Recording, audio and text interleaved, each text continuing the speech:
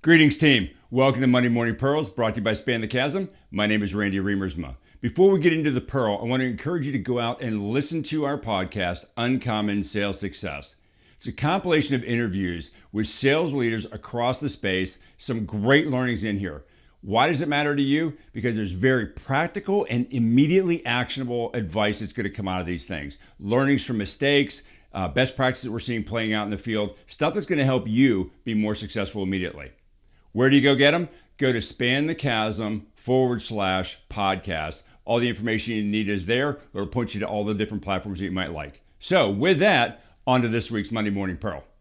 Hey team, Randy Remersma, great to be here with you. Today, one of my favorite topics, microbrand versus macrobrand. Question, do you have a microbrand versus macrobrand problem? First thing, let's do a little term definition.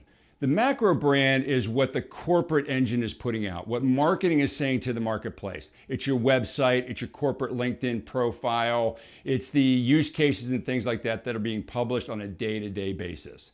This is very important, but in an area where commoditization is becoming more and more pressured in the space, and we're trying to increase value and differentiation, while very important, macro brand is actually less important than people might think.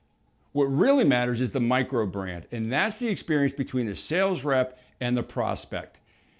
Most prospects would say that 80% of their vision for the company is directly related to their experience with the sales rep.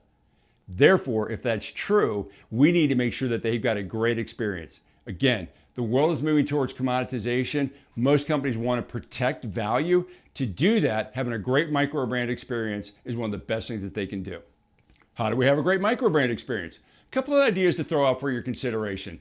Number one, a great microbrand experience would be the ability to really gap the difference between the current state and the negative consequences and the future state and the outcomes that they're seeking, and really create that gap.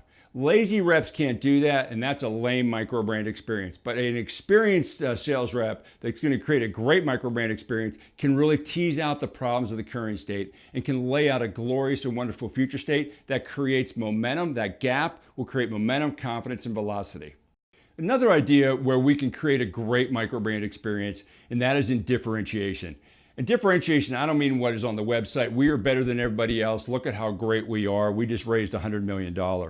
No, I'm talking about the differentiation that happens between a prospect and a rep, where in context to the prospect's world, we can either show unique differentiation or how we have a significant advantage on the rest of the marketplace and are going to be in a great position to be able to meaningfully bring the dream to life for the prospect so they can experience the benefit between that current state and that future state that they seek. So to support differentiation, which is incredibly important, another way to have a great microbrand experience is storytelling. Being able to tell meaningful stories that allow the prospect to be able to participate in the narrative and envision it in their mind is another great way to have a wonderful microbrand experience. When they're experiencing that based on the dialogue between them and the rep, they can see themselves in the narrative, see themselves in that use case, if you will. That microbrand experience is going to be wonderful. They're going to appreciate what that rep was able to do for them. I think the last area, and this is just pretty common sense, but I want to call it out. It's your persona. If you as a rep look great or look sloppy, have you brushed your teeth? Did you get a good night of sleep? Have you polished up? Have you practiced? Have you gone, effectively gone to the sales gym to work on your game? You've got your questions prepared, all that stuff. Bottom line is, would you buy from you? As you look in the mirror, if you observed as a voyeur that sales process that you were going through, would you buy from you? Because if it's not overwhelmingly obvious to you, the answer is probably no to the other side of the table.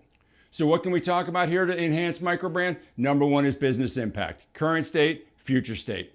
Number two, creating real unique differentiation specific to your prospect. Number three, invite them into the solution via story. Storytelling is a wonderful art that'll help a lot of sales reps really improve their microbrand experience, because that's actually what the prospect is going to remember. And the last thing is, show up with the best version of you that you possibly can. Do the work, practice, polish your game, be an expert in their business, and certainly take the time to bring the best physical experience that you can as well. You want to talk about some ideas to improve your micro brand so that it doesn't matter what your macro brand is saying? We'd love to have a conversation with you. As always, hit us on these channels. Look forward to talking with you soon.